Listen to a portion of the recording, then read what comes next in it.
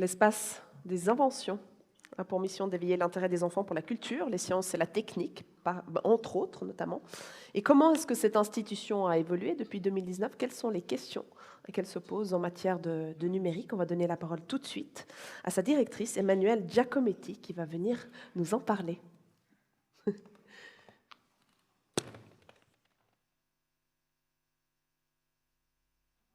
Il n'y a aucun problème, avec plaisir.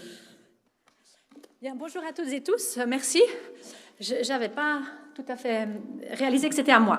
Alors, je vous parle depuis l'espace des inventions, c'est-à-dire un espace qui n'est pas un musée, nous n'avons pas de collection, qui est un espace d'éveil culturel et scientifique et technique.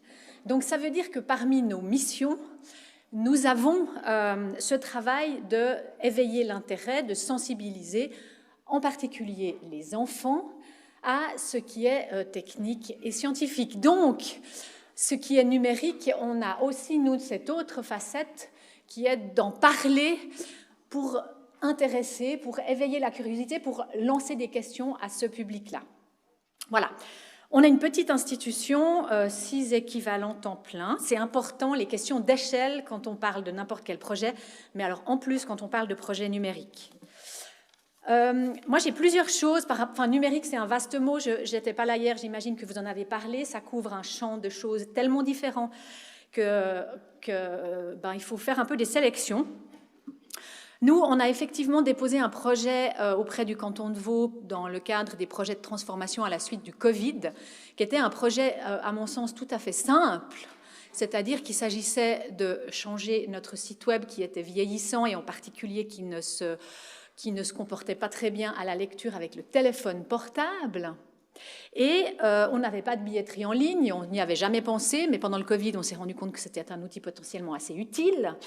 Et on avait un système d'inscription en ligne pour des activités qu'on organise pendant les vacances qui avait été fait maison par notre équipe, basé sur des Google Sheets. C'est extrêmement puissant, les Google Sheets, ça marchait vachement bien, mais quand même pas tout à fait assez, et ça nous posait un problème par ailleurs de passer par Google pour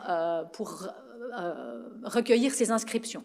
Donc on a déposé un projet autour de ça, simplement. On va faire un nouveau site web, on va mettre une billetterie en ligne, et puis on va développer un système d'inscription en ligne. Voilà. C'est pas tout à fait fini.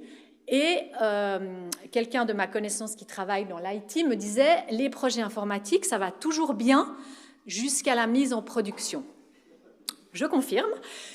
Et donc le projet de l'app Ramu n'est pas encore terminé. Je pense que les surprises surviennent au moment où on a le produit qu'on pense être fini. Voilà. Donc on a mis à jour cet écosystème. Ça, ok, très bien, on n'a pas vraiment le choix de le faire. Je dirais qu'aujourd'hui, il y a certaines prestations qu'on doit à notre public et qu'on doit faire de manière numérique. Très bien. Après, il y a d'autres choses. Moi, j'ai une présentation, mais en fait, elle est uniquement illustrative. Il y a la question des dispositifs numériques en ligne avec un objectif de médiation. Avant le Covid, on n'en avait aucun, et on n'avait absolument jamais même envisagé de le faire, parce qu'on envisageait et on envisage d'ailleurs toujours la médiation comme étant principalement quelque chose qui se passe entre des gens qui se voient. Mais bon, pendant le Covid, on s'est dit, comme tout le monde, injonction à faire des choses en ligne. Hein. On était à peine confinés à la maison qu'il fallait tout de suite faire des choses en ligne.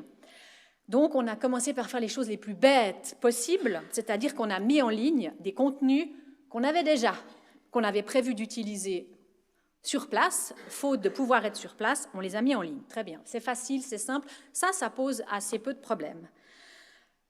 Je vous laisse lire l'énigme, comme ça, si jamais vous n'avez pas envie de m'écouter, vous y réfléchissez pendant le reste de ma présentation.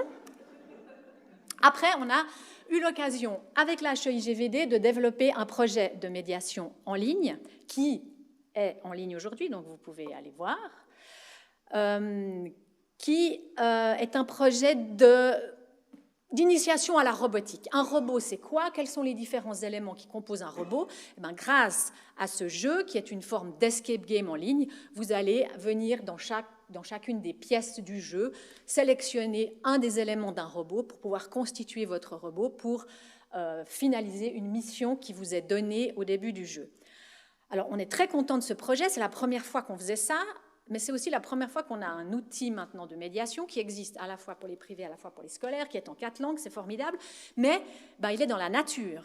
Alors certes, on peut faire des statistiques pour savoir combien de gens entrent dans le jeu, combien de gens font le jeu jusqu'au bout. On espère avoir des retours des enseignantes et des enseignants qui vont l'utiliser en classe, mais pour le reste, ça vit sans nous. On ne sait pas comment c'est reçu, on ne sait pas comment c'est compris, on ne sait pas si c'est apprécié. Donc ça a certainement un intérêt.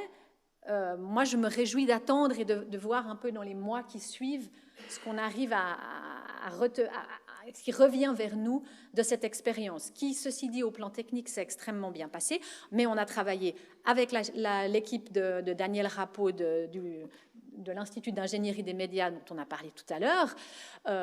On a eu une bonne capacité, je crois, à se comprendre par rapport à ces problèmes qui ont été évoqués tout à l'heure et sur lesquels on peut revenir, parce que je crois clairement il y a des questions de vocabulaire extrêmement difficiles quand on est une équipe et puis qu'on travaille avec une équipe de développement numérique. Là, ça s'est extrêmement bien passé, mais on a travaillé, ça un projet qui a coûté finalement assez peu d'argent parce qu'on a travaillé avec la HEIGVD, qu'on n'aurait jamais pu se payer et qu'on n'aurait même jamais envisagé de se payer si on avait dû le financer en faisant appel à des prestataires privés.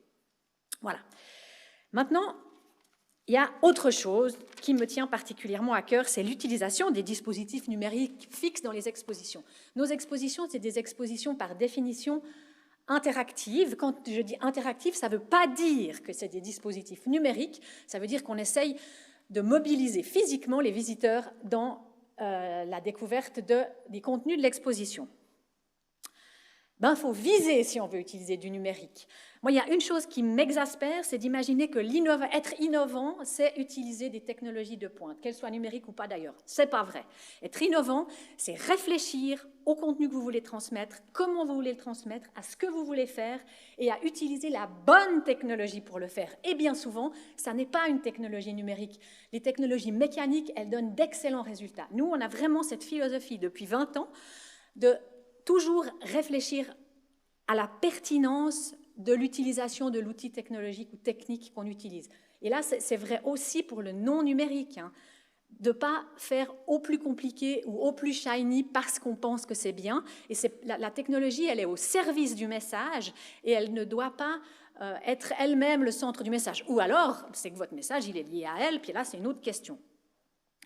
Donc, utiliser avec parcimonie la technique, ne pas céder à l'injonction de la nouveauté, parce que ce sont des outils, on en a parlé tout à l'heure, et je pense qu'on aura l'occasion d'en reparler, c'est des développements extrêmement chronophages, on sous-estime toujours le temps que ça va prendre, ça coûte de l'argent, et cette question d'obsolescence, elle est vraiment souvent problématique, et quand on a des dispositifs plus simples, low-tech, eh bien, souvent ils sont beaucoup plus durables, et ils ne sont pas moins pertinents en termes de réception des contenus et des messages que vous voulez transmettre à vos visiteurs.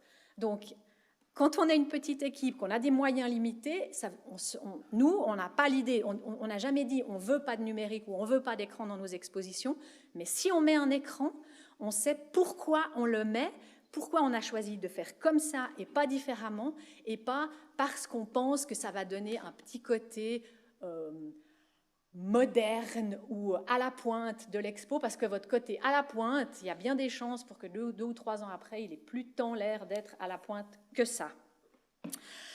Voilà. Donc, il faut un peu garder le cap et ne pas céder à la grande idée que le numérique va nous sauver de quoi que ce soit, mais en particulier quand on veut parler à des visiteurs, que ce soit des enfants, des adolescents ou des adultes. Oui, le numérique est un outil, mais un outil qui fait partie d'une panoplie bien plus large que vous avez à disposition, et c'est un outil qui est coûteux. Donc quand on l'utilise parce que ça fait du sens de dépenser ce temps et cet argent pour ce dispositif-là, et pas parce qu'on aimerait bien mettre un truc de réalité augmentée dans l'exposition. Il faut le faire si ça fait du sens de le faire avec ce que vous dites. Donc moi j'ai vraiment ce discours-là sur les technologies numériques, mais je dirais les technologies au sens large, et pourtant c'est pas qu'on soit des technophobes, puisque ça fait partie de nos missions d'intéresser notre public à la technique, mais c'est vraiment de l'utiliser pour ce qu'il nous permet de faire en fonction de ce qu'on a besoin de faire et pas pour une autre raison, parce qu'on se retrouve très souvent après dans des situations qui ne sont pas celles qu'on a voulu. Je vous remercie de votre attention et je vous avais promis la réponse à l'énigme. Voilà.